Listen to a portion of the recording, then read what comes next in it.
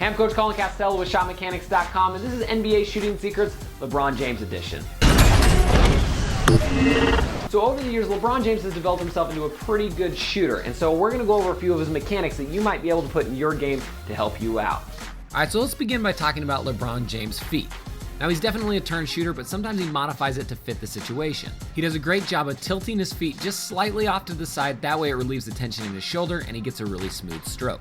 I think this tilt is one of the things that's really allowed LeBron James to increase his range in the last couple of years. Alright, now let's look at what LeBron's feet do after he releases the ball. When he begins to leave his feet for his jump shot, his right foot is slightly ahead of his left. But notice as he jumps and he releases the ball, his right foot kicks a little bit further forward than it was before. This is something I've noticed a lot of great shooters do, and something I implement into a lot of my athletes' jump shots. Alright, let's watch another clip in slow motion here. Watch as he elevates, his right leg kicks just a little bit at the peak of his jump. I think this gives your shot even more power, and I think it may even release even more tension in your shooting shoulder. So try the turn and a mini leg kick just in case it works for you.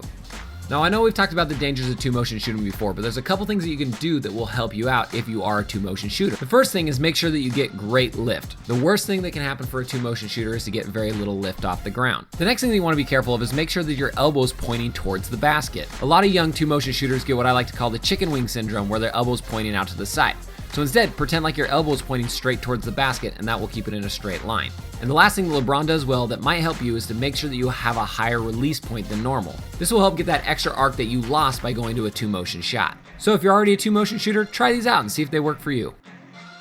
Alright, now let's talk about LeBron James's release. LeBron is a pointer finger or an index finger shooter, which means that's the last finger that touches the ball. It's absolutely vital to your jump shot that number one, you figure out what your dominant finger is, and number two, make sure that finger's in the middle of the ball. If your dominant finger is not in the middle of the ball, the shot won't come out straight. Check out as we zoom in here, you can clearly see that LeBron James's pointer finger is in the middle of the ball. That way everything's lined up and it's gonna come straight out of his hand. Then on the release, just pretend like you're putting your pointer finger in the basket. So try the pointer finger release in the middle of the ball and see if that works for you. It very well may be the most important key to your jump shot that needs fixing. Don't forget, if you're new to Shot Mechanics, you're going to want to do two things. Number one, hit that subscribe button down below because we're putting out 3 videos every week and I want them to come straight to you so you can improve your game. Number two, I want you to click this annotation up here or the link in the description, get a free copy of our top 3 favorite shooting secrets. These are shooting secrets that you can plug directly into your game and probably increase your shooting percentage overnight. Alright guys, thank you so much for watching, and don't forget to tune in on Monday for our drill of the week where we're doing part 2 of the John Wall handle series.